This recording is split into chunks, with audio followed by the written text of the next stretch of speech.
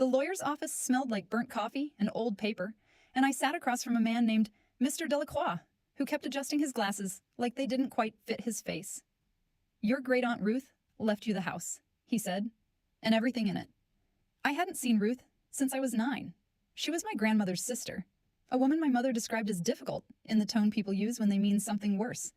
I hadn't even known she was still alive, let alone that she'd been keeping tabs on me enough to name me in her will. "There's no other family?" I asked.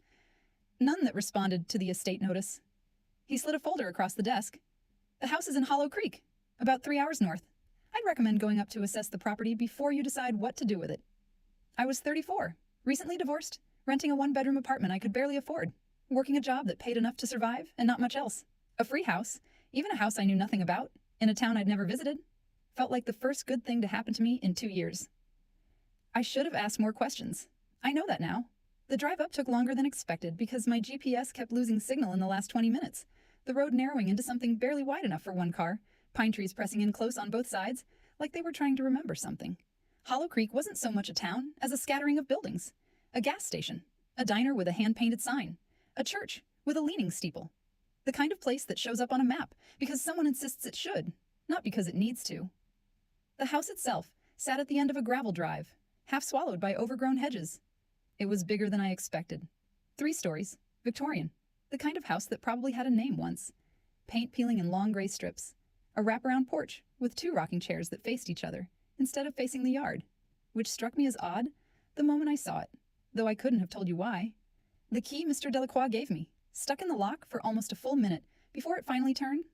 Inside, dust sheets covered most of the furniture, and the air had that particular staleness of a house that's been closed up and breathing its own breath for a long time.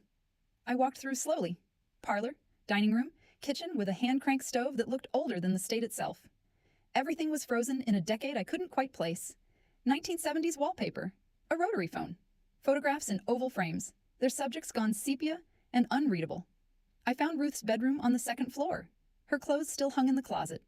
On her nightstand sat a Bible, a rosary, and a small leather journal that I picked up without really deciding to.